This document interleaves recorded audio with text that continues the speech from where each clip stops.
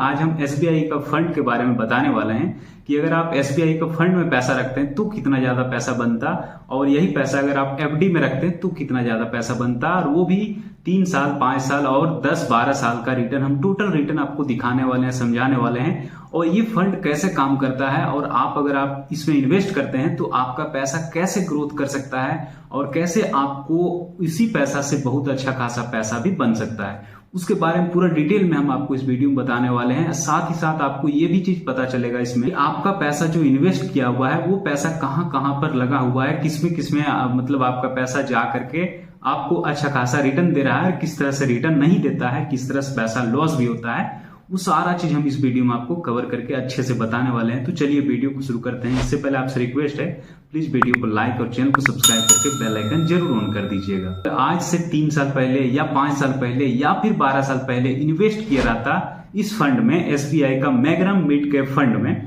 तो कितना ज्यादा रिटर्न बनता। तो मान लीजिए 12 साल पहले, यानी कि आज से 12 साल पहले, 12.5 साल पहले लगभग इस फंड में अगर 1 लाख रुपया को इन्वेस्ट किया रहा था तो उसका 8 लाख से प्लस का वैल्यू बनता सिर्फ और सिर्फ 12 सालों में ही। जो कि एफडी में अगर इसका रिटर्न देखें तो सिर्फ और सिर्फ इसमें 2,25,000 रुपया ही बनता, मतलब एफडी में मात्र 2,25,000 रुपया बनता 1 लाख रुपया का 12 सालों में, जो कि 7% का हम इंटरेस्ट लेके कैलकुलेट किए हैं। 7% के अनुसार से आपका एफडी में 2,25,000 रुपया ही बनता, और यहाँ पर आपका 18.98% का जो रिटर्न दिया है इसके अनुसार से आपका पैसा 1 लाख का 8 लाख वैल्यू बनता।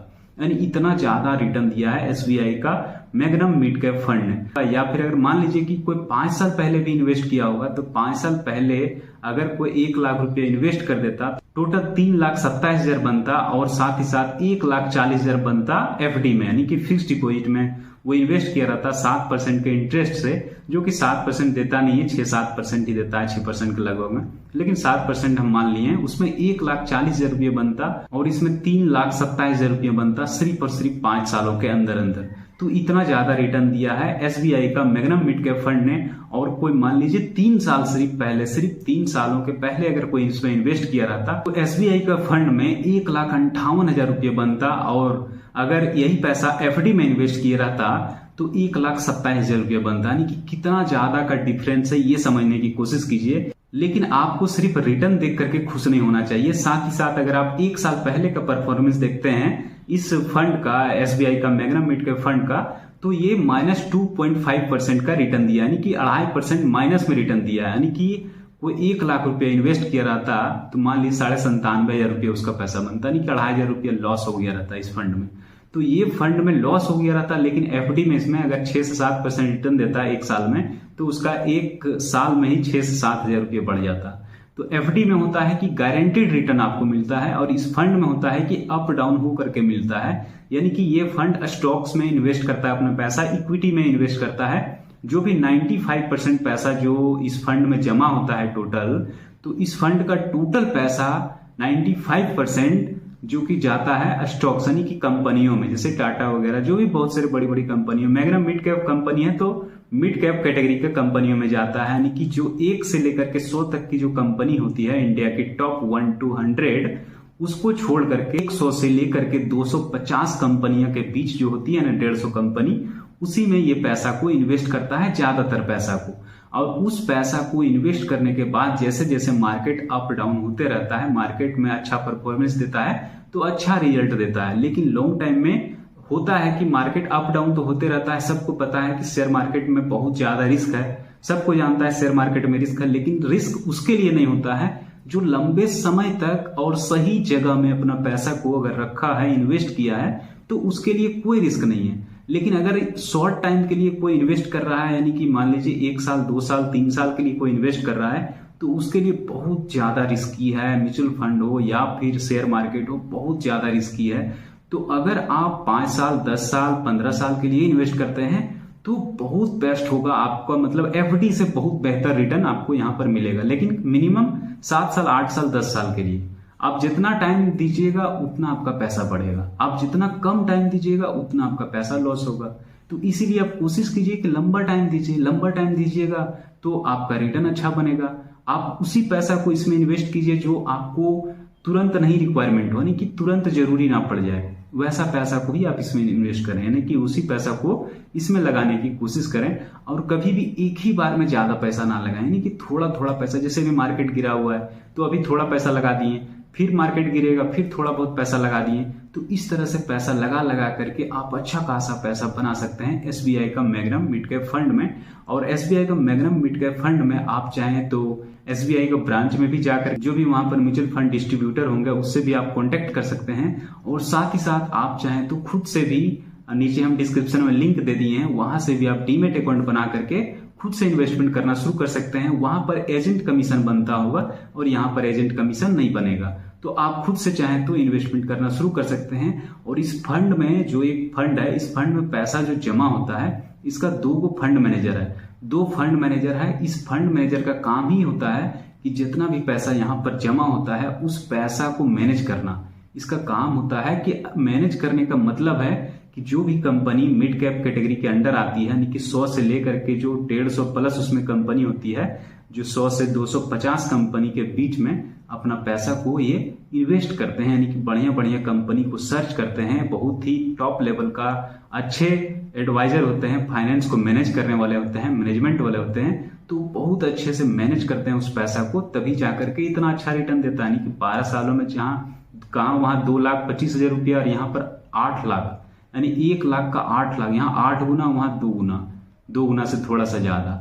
तो कितना ज्यादा का रिटर्न यहाँ पर दे रहा है। तो रिटर्न देने के पीछे इसी में हाथ होता है किसी का। तो उसमें फंड मैनेजर जो होते हैं वो सब चार्ज काटते हैं 0.85%, जो कि 0.85% अगर वो चार्ज काट करके आपका 18.98% दी, यानी कि 18.98% का जो रिटर्न आपको दिख रहा है जो 12-12.5 सालों में, तो वो 0.85% काट के, तो 0.85% का इसमें एक्सपेंस रेशियो है। एक्सपेंस रेशियो यानी कि उसका चार्ज है एक तरह से। जो फंड मैनेजर है तो उसको भी सैलरी वगैरह देना पड़ता है, इसीलिए एसबीआई का जो म्यूचुअल फंड मैनेजमेंट कंपनी है वो उस सबको पेमेंट भी तो करना पड़ता है। सब चीज को मैनेज करते हुए वो 0.85% का वो कमीशन काटते हैं। अगर आप म्यूचुअल फंड डिस्ट्रीब्यूटर यानी कि एजेंट के द्वारा से आप इसमें इन्वेस्ट करते हैं तो आपको ज्यादा चार्ज कट जाएगा। तो आप कोशिश करें कि खुद से इन्वेस्ट करने के लिए, लेकिन अच्छे से रिसर्च कर लें, उसके बाद ही आप अपना इन्वेस्ट करना शुरू करें और लंबे समय तक के लिए इन्वेस्ट करने की कोशिश करें। अगर लॉन्ग टाइम के लिए इन्वेस्ट कीजिएगा तो आपको बहुत अच्छा खासा फायदा होगा।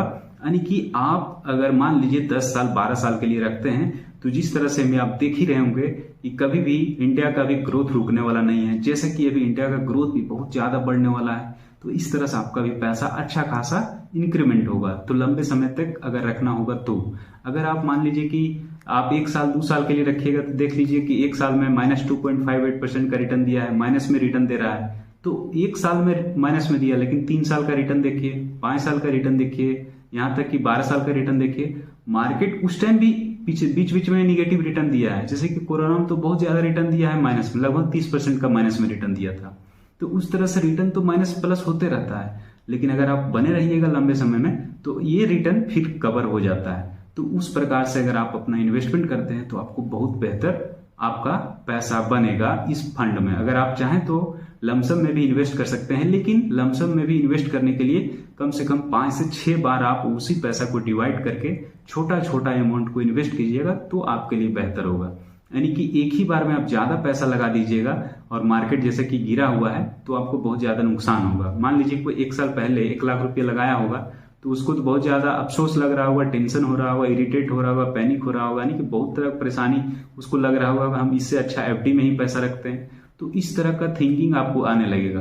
तो ये सब थिंकिंग ना आए, इसीलिए आप कोशिश करें कि 5 से 6 बार आप पैसा को इन्वेस्ट करें। 1 लाख है तो 20,000 करके आप 2 महीना 6 महीना साल भर में इन्वेस्ट करके करेंगे तो आपको अच्छा खासा एवरेज रिटर्न देगा। एवरेज रिटर्न है कि मान लीजिए कभी आप ज्यादा मार्केट हाई में थोड़ा इन्वेस्ट कर दिए, कभी कम में कर दिए, कभी ज्यादा में कर दिए, उस प्रकार से कर सकते हैं। और इसमें एसआईपी का भी सिस्टम है। एसआईपी यानी कि सिस्टमेटिक इन्वेस्टमेंट प्लान। एसआईपी में भी आप इसमें इन्वेस्टमेंट कर सकते हैं कि 500 रुपया, 1000 रुपया, 2000 रुपया, जो भी आप चाहें हर महीना में इन्वेस्ट करना शुरू कर सकते हैं। तो इसी प्रकार से और भी म्यूचुअल फंड के बारे में अगर आपको जानकारी चाहिए तो मेरा चैनल को सब्सक्राइब करें और सब्सक्राइब करके बेल आइकन भी जरूर ऑन करें और दूसरे लोगों को शेयर भी जरूर करें। शेयर करने से होगा कि उसे भी लगेगा कि मेरा पैसा को एफडी में ना रख के लॉन्ग टाइम तक के लिए, लॉन्ग टाइम में ऐसे फंड में रखने से ज्यादा बेहतर होगा। तो आप दूसरे लोगों को भी शेयर जरूर करें। तो अगर आपको कोई वीडियो अच्छा लगा होगा, प्लीज वीडियो को लाइक और चैनल को सब्सक्राइब करके बेल आइकन जरूर ऑन करें।